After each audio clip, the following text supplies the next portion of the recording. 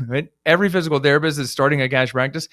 While they think it's unique, it is not unique. There's nothing unique about starting a business that charges patients money for your time. There's not uniqueness to that. There's uniqueness beyond getting it growing, but maybe the marketing for your niche. But it's like just these kind of like to make your first couple $100,000.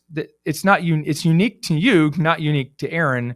And I can get you faster results in a group, but that's how I ended up going more towards like group. But the course was, it's like, I can record this I can record this at home and have thousands of people consume it and watch it and get help.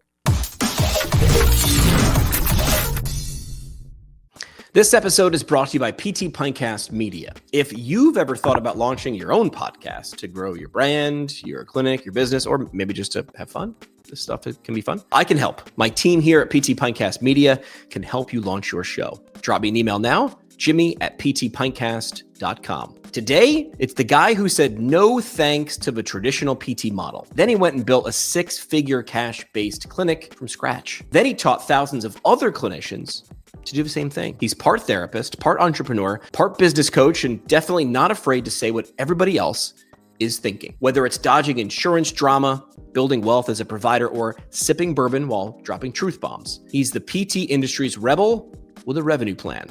On PT Pintcast today, Aaron LeBauer. Aaron, this is the obligatory. How you been? Part of the podcast. How you been? Okay. We last talked. You doing all right? Yeah, dude, I'm doing great. I mean, but I'm doing good today. Some days are up, some days are down, like everyone's life, I feel like, listening to you create content since before we called it creating content, it was just like saying stuff, right? But take us back. What made you decide to, I don't think I ever asked this part. People know you as like cash-based, right?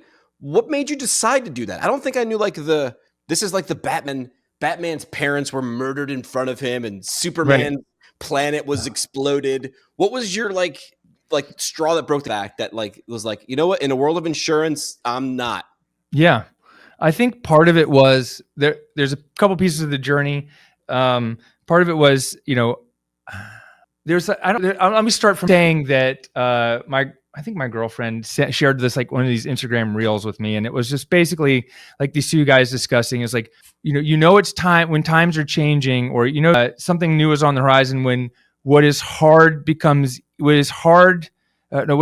for you, what is hard for others is easy for you. But then what was easy for you now becomes hard. And so I don't know if I know I butchered that, but I graduated PT school. I started cash practice and, there was a lot of online forums. So 15 years ago, a lot of the education groups and APTA would have like more of a forum that's more like what Discord kind of is, or maybe Slack might be with different channels. Those don't really exist anymore. Then it became Facebook groups, LinkedIn groups, and then Facebook groups. And so in these forums and some of the LinkedIn groups, I was just being helpful and just, hey, here's what I know. Like, here's how to do X, Y, and Z. People would message me on Facebook or even Twitter, like, hey, I'm trying to do it. And so I got to this point. So for me, running a practice was easy because I had already done it as a massage therapist. I was told no one's going to pay more than their copay for PT. And I was like, well, hey, pretty sure if I'm Dr. LeBauer, I can charge $95 instead of $85. Right. And for the reference, that's way too low. But, I was like, I'm sure, but there's doubt that I was like, so I did that. And that was easy for me running that kind of a business. I'd been doing that already for basically 10 years by the time I graduated PT school. And so, but it was hard for PTs, hard to imagine, PT school wasn't teaching how to do it. So I had a lot of knowledge to share. And what happened was people, I was like, I don't have enough time in the day. I'm seeing 20 something patients a week. Like my spot is 18, but I would see I had 26, maybe 28 patients on the schedule. Wow. Generally see 22 to 24 on a busy week. And that was great. And so I've got that and I've got new kids, and so I'm writing all these things. I'm like, well, how did I get started? I was like, well, I need to write it all down like on a blog or somewhere. So I created a blog. Immediately in that first month, I got a cease and desist, and I got an invitation. So the title for the blog was included someone else's trademark, and which one of my good friends is a trademark attorney and now works for the Department of Justice. I think he still works for the Department of Justice, but he's a lawyer. And he's like, look, they don't have a case. This shouldn't have been approved, but you're not making any money with this. How much do you want to spend? Do you want to spend $10,000, $20,000 to prove yourself right? I was like, no. So we just changed the URL. And so I got a cease and desist to speak at the Florida private practice meeting. They had like a private practice group that was separate from the APTA, and I did that. And so I created this blog, and I was like, but I'm not good at writing. I mean, I'm good at writing. Clearly I can write, but I'm much better one-to-one or in groups or presenting to a group or on video. And I was like, you know what? I need to write a book. But at that time, like Jared Carter and I knew each other. We found each other through we had each made YouTube videos. Like mine was like a foot massage video, and it went viral because it hit a bunch of foot fetish blogs. It got 20,000 views overnight. And Jared had one on like treating like a bunion. And I was like, so I'm looking at mine and doing the analytics. I'm like, who's this other physical therapist with a bunion video? And I'm like, and I went to look at what he was doing, and I sent him a message like, hey, I have a cash practice like you do in North Carolina. And we had met like a couple of years before this story. And so I was like, well, Jared's already kind of written out this stuff in a book. I don't want to like write it out. One, I don't want to try to copy him and do it. But I was like, that's not my mode. And so that was spring. And I was like, I had this epiphany in the summer. I was like, I just need to create a course. I need to create an online course. And that's how I did it, because time was so scarce. People were asking me the same questions over and over again. Right. And okay, I don't want to answer the same question over again. And that's why I don't do a lot of one-on-one coaching, because it's the same thing. It's the same questions over and over again, which is different than treating patients one-on-one, because every patient that comes in is unique because they've got unique. Every physical therapist that's starting a cash practice, while they think it's unique, it is not unique. There's nothing unique about starting a business that charges patients money for your time. There's not uniqueness to that. There's uniqueness beyond getting it growing, but maybe the marketing for your niche. But it's like just these kind of like like first, to make your first couple $100,000. It's unique to you, not unique to Aaron. And I can get you faster results in a group, but that's how I ended up going more towards like group. But the course was, it's like, I can record this I can record this at home and have thousands of people consume it and watch it and get help. And some of them have foot fetishes. Nothing wrong with that. Oh yeah, nothing wrong with it at all. That video's probably got 300,000 views on it these days. Classic. It's great. I mean, it was really funny. And so I was at a party a few weeks ago and met these guys, and they're like, oh, we're content creators. And I'm like, but they were OnlyFans content creators, because I was wearing a shirt that said OnlyFans. But that's how they introduced themselves. And I was like, oh, I'm a content creator too, but I just create safe for work content, except my foot fetish video. Accidental.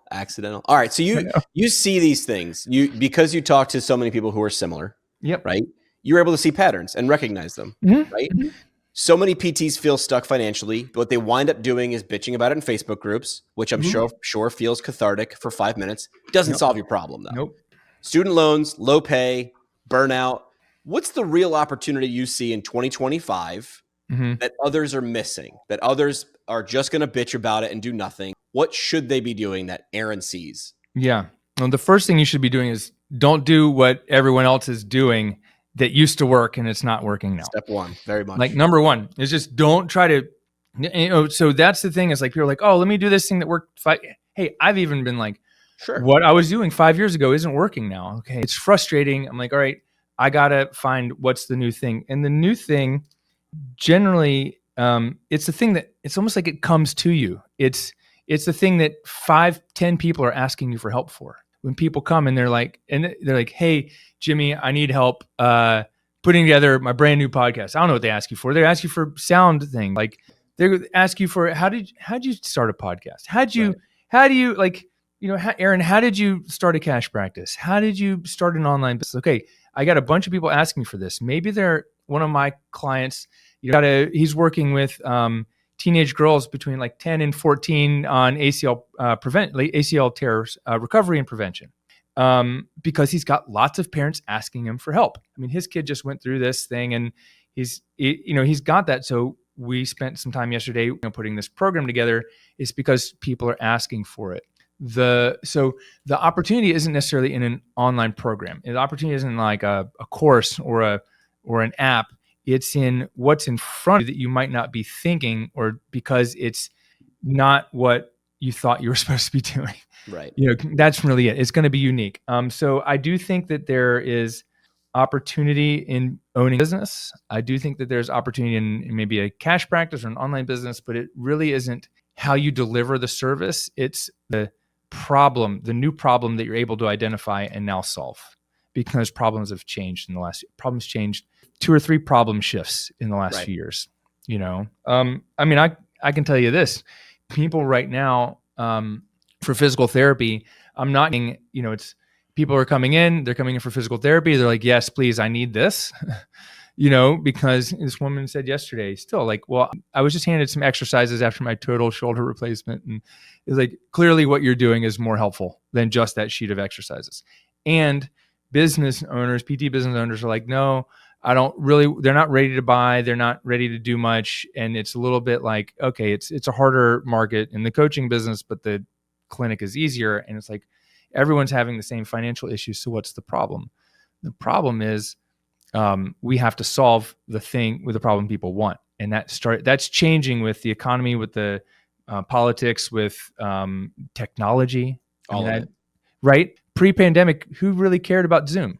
Now everyone's on Zoom almost all day long. And so there's different problems, and the opportunity is in identifying the new one and not getting stuck in what used to work. This is where it's going to sound weird. I'm going to come to the defense of academics, because what they teach in school is just 5 or 10 years behind. Just because if you talk to an academic changing a syllabus, believe me, the academics, the people teaching, would like to change things and move faster. Right. But the process is so busted. But that's where you're like, well, school's bad. I'm like, school's as good as it's going to be. Like, that's it. School is as good as it's going to be. Mm-hmm. School's a means to an end. Correct. It is to prep you for a license. Even academics, if you talk to them, they will agree. Yes, they are constantly looking for the next. That's why, like, you talk to a really, in my opinion, a good academic, they're the people that inviting guest speakers a lot. Show someone doing the thing so they don't have to just listen to me. Mm-hmm. Some of them might be lazy, but most of them are actually looking for outside insights, not someone to, quote, do their job for the day. Right. They're actually looking for, like, let me show the students a different perspective, a different voice, and in the vein of tell them what it's actually like out there. A lot of good educators, in my opinion, that's how I spot them. Yeah. I don't know, this is a little off topic, but on topic. When I was in PT school, I had one of my professors was like, patients only need 30 to 45 seconds of hands-on care. And I was like, I disagree. I didn't even wait. I was like, I've just made my career in massage therapy because people were going to PT and not getting touched where they hurt. And so I was like, I can't let everyone else, the other 42 people sitting here, believe that that's like an absolute. And she was like, jaw dropped. I was like, but it's what we like. There's a lot of different opportunities and truths, but the truth is the one that's sitting in front of you with the person that wants your help. Yeah. So you mentioned a myth, right? Somebody said something and you're like, listen, I'm going to raise my hand. The biggest myths or lies that PTs are believing right now about health insurance. How do those beliefs hold them back as clinicians or business owners or whatever? What are the big things out there that you're like, I'm going to go full LeBauer here and just go off? That everyone, I think myth number one is everyone, what's the word? It's like everyone's entitled to free healthcare or physical therapy. No, it's like, this is America.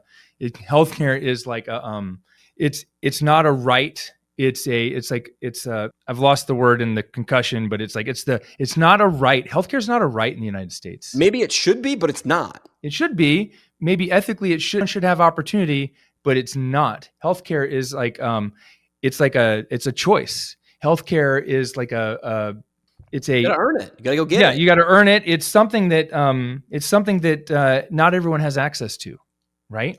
So just because so there's a reality that not everyone has access to it. So that leads to the myth that cash-based physical therapy is unethical because not everyone can afford it.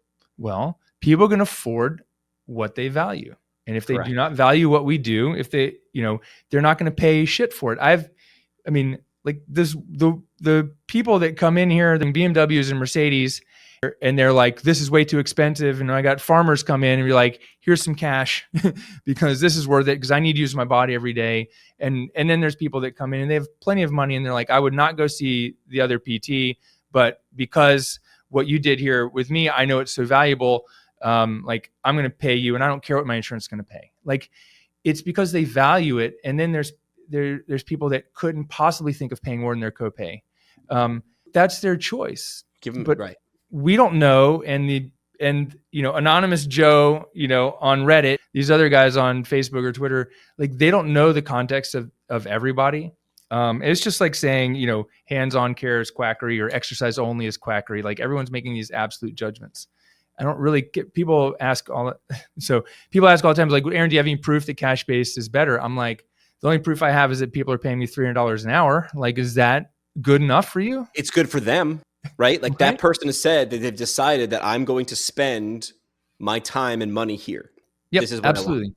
Absolutely. And so, I was telling my girlfriend this morning, I was like, if their real condition was, I just don't have money in the bank, I'll make it work for them to come see me, but the objection isn't for 95% of people I don't have money in the bank. It's like, it's too expensive. I need to use my insurance. And so this isn't really the myth, but the problem is insurance companies have promised us as consumers free healthcare. Promise isn't like not the explicit stated promise, but this marketing promise, implied promise is that you pay me every month and we'll take care of you. Right. And that's not how the way it works. But then read the fine print. That's not how and the now way it we works. get to be the bad news in the fine print. Or PTs coming in 2025, they're like, can't fathom charging more than $75, $85 an hour. I'm like, are you kidding me? Yeah. Like $25 an hour, that hardly covers the cost of it, and getting, money from the insurance company. Are you still staying late just to finish your notes? Aphelis Scribe uses ambient AI to auto-generate documentation, so your notes are done before you leave the room. You want to see how it works? Email me now at jimmy@ptpintcast.com. I'll give you a quick demo. Have you seen, there's a post, and this circulates every once in a while, and I've seen multiple people share it. It was a picture of a job description with a salary, and it was in the entryway at a Buc-ee's. Are you familiar with Buc-ee's? Yeah, I know Buc-ee's. Yeah. So essentially, it was like a general manager at Buc-ee's. You were gonna, and just for context for the audience, Buc-ee, I'm gonna describe it, and you correct me or fill in where I'm wrong. It's a rest stop, but it's like the most rest stop. It's like the Texas rest stop. It's a Texas rest stop. So it's huge, and then it's got off the wall products, and people love some of their foods. Like they'll like drive for miles and miles to get their corn chips or pork rinds, whatever. People love it. Yeah, beef jerky. And if you've driven anywhere from New York to Florida, it reminds me of like Pedro's. Remember Pedro's? No, I don't know Pedro. Oh, you mean the one south of the border? There's a south of the border. Pedro was like yeah. Back in the day before social media, these guys had a rest stop in, I believe it was in Savannah. Yep. And 100 miles on the way. That's just a billboard. Yes. You see intriguing, thought-provoking, well-written billboard, thought-provoking, intriguing billboards. And by the time you got to south of the border, you had to stop. Like you had to know what it was. Spoiler alert, it was just a rest stop, man. And it had a bunch of, things and whatever. But the goal was they understood their job. Their job was to create intrigue. But back to Buc-ee's. So the photo from Buc-ee's is a job description for a GM of Buc-ee's. And I believe, I'm going to make up the salary, but it was like $150,000. Yeah. And then PT's got a hold of it. And they're like, look at this. You could go run a rest stop and make $150,000. Or you could be a PT, starting salary $90,000. Right. And there's just a couple of things that are wrong with that. Number one, like, do you want to run a rest stop? Then do that. Or do you want patience and do this? Then do that. But that's what these things are paying you if you follow the guideline. Look, you could make $1 billion if you opened a rest stop, right? A chain of rest stops. The question is, what business do you want to be in? But the thing I want to say back is, those aren't the only two options. You don't have to accept a salary. If you say I'm worth more, you can't just say I'm worth more and then bitch at that person and wave your finger at them. You can either prove the value to them to make you so valuable they can't get rid of you and they have to pay you that, or leave and laugh all the way to the bank. Right. But don't bitch about it in a Facebook group. Right. Well, and there's also this like, I mean, hey, look, I'm 50. I'm kind of getting old. Younger generation doesn't want to work as hard. Well, it's not even work as hard. It's like they want like, okay, here is my job description. I'm going to work within the parameters of that. But you come to me and you're like, hey, Aaron, I'm going to do this. Hey, what if I brought, if I brought in some other people longer for these other services? One of the things that PTs don't really get is that some patients just want to be touched. And as a massage therapist, I was like, let's book you in every month or every week forever because it's a wellness service. PTs are like, if I touch you too much, it's unethical. I've done too much and I don't really need to see you anymore. And people come to Aaron and go, well, yeah, they worked on my shoulder, but I still can't lift weights. And they didn't even want to touch my neck, my back. And I'm like, why wouldn't you do that? Even offered, it's like not even in the realm of possibility. Say, hey, look, I can help you with these things. It's just going to cost an extra $1,000 for 10 visits. It's $100. My daughter, I did take her for register for a camp physical, but also to get her ADHD meds refilled. And the nurse at the family physician's office was like, oh, I have to set up 2 separate appointments. I was like, why? She's like, well, insurance won't pay for both of those visits at the same time. I was like, you know what? My time, like I'm only going to come in for one. I was like, I said, I'm pretty sure, this is the second time I heard, I'm pretty sure Dr. So-and-so is smart enough to handle both these issues in the same 35-minute visit. She's like, yeah, but insurance won't pay. I was like, are you sure? I was like, I'd be happy to pay an extra $50 if that meant to save myself an extra trip. And so what she ended up doing was, it's like, well, we can do a Zoom check-in. I'm like, okay, whatever. Like it's a game. But it's ridiculous that I'm not being asked, well, you know what? Insurance isn't going to cover it, but it would only cost an extra $50 because it's a 15-minute visit. Dude, I'd be down. But physical therapists aren't even, that's even another opportunity is to say, insurance is only going to pay for this patient to get so good. Right. But what if the patient valued it enough to pay another $1,000 or another 8 to 10 visits? And this is really low priced. Like, could you help them with these other things? Yeah, you absolutely could. But the practice pattern, the mindset, the mentality, working, like if you're working in post-op orthopedics, a lot of people aren't really evaluating the patients. They're just getting the patient's protocol. And to me, that's not really physical therapy. That's also up for debate, but that would ruffle a lot of feathers. I'm sure there's a lot of orthopedic PTs like, oh, we do all this great. I'm like, yeah, but are you taking people off the street? Are you pulling them? I mean, dude, going around and making sure people don't throw up after surgery in the hospital. I did that for a day, and I was like, as a student, I was observing. I was like, I'm not doing that again. There's no skill in that. Like, why am I going to grad school to do this? Yeah. I was like, this is not skilled, and this is at due cost. Like, some people like it. Sure. I want you to update what you talked about last year, right? You just mentioned at the start of the show, what worked 5 years ago, is it working now? It's different. Mm-hmm. Well, what worked a year ago, because this is how fast we're moving now. What worked a year ago might not be working now. So what is working right now for PTs building? Like they're in that, okay, let's do this. I don't feel like I'm there yet, but I'm still building mode. What's working for those PTs building cash practices right now in this economy? What do you see? Yeah. Getting in front of people. It's like the thing that people don't want to do. You got to get in front of people, and it's still, so what's not working, I'll get some leads off of Instagram, but majority of people that follow me on Instagram on my clinic are PTs. They want to see what I'm like, great. The email marketing it works. It's good, but it's the best thing is I did a workshop at a Pilates studio.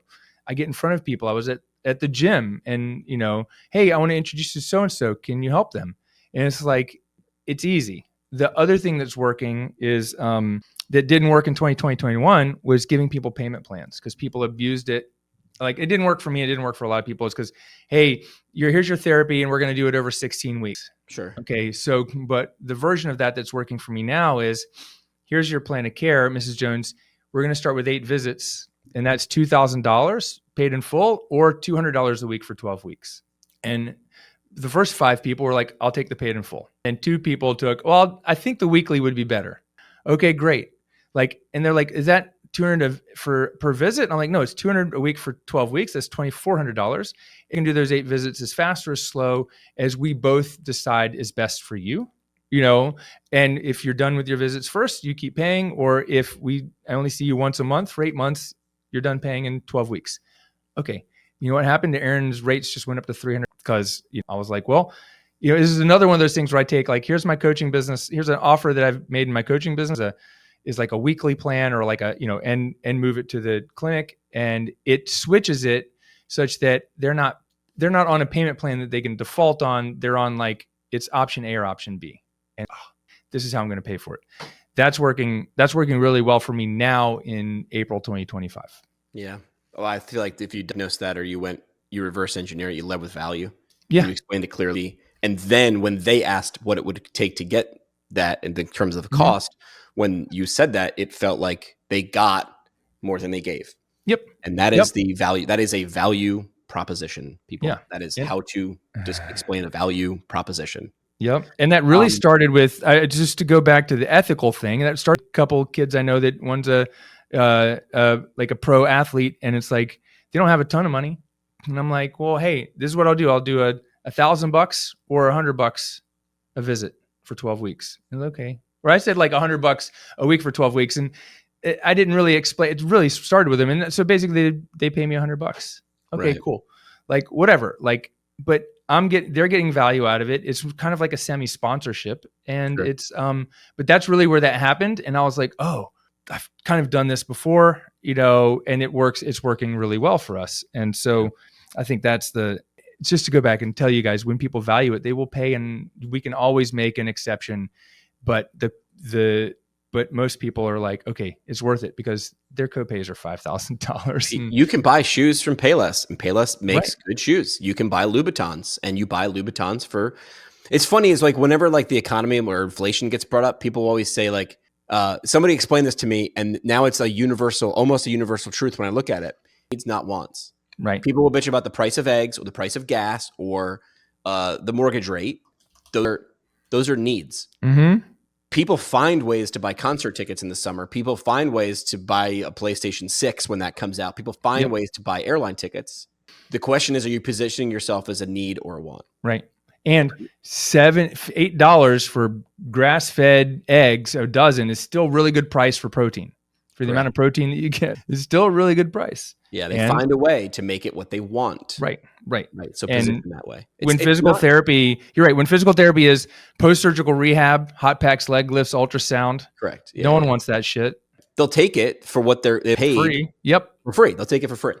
Right. Mm-hmm. I'll take it, but I wouldn't go out of my way to get it. I don't know if I'd even show up. Even if it was free? Maybe not. Probably not. So then it's not even worth a trip.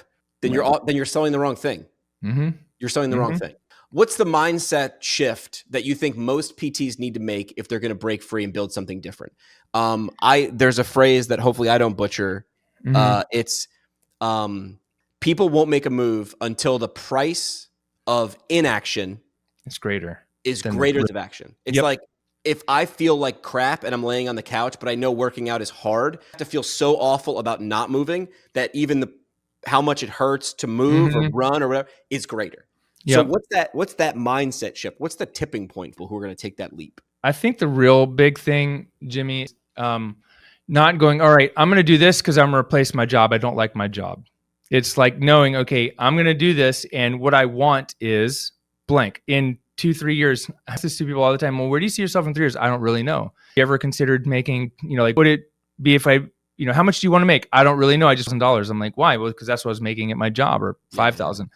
They don't have a vision for what they want in the future. And so it's really hard to build something to get there, or to not shoot yourself in the foot and go, hey, I'm going to charge $75. Or people go, they're not setting realistic goals.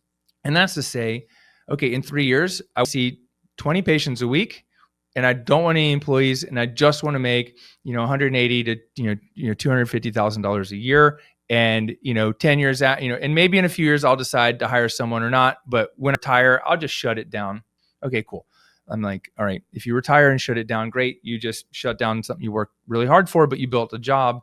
And the real mindset people need to make is, I'm not building a job to replace a shitty one. It's like I'm building a business that helps people and can sustain itself whether I'm there or not, and can move through time and adapt through time, and help even more people. Because if I build a job, I'm just really so a lot of people are just trying to get out of a shitty job, but they don't even know what they want. So if you don't know what you want, you can't build something that's going to serve you. Yep. Understand what you want first. And that's simple to say. It doesn't mean it's easy. And it should require thought. And it should make you think. Right.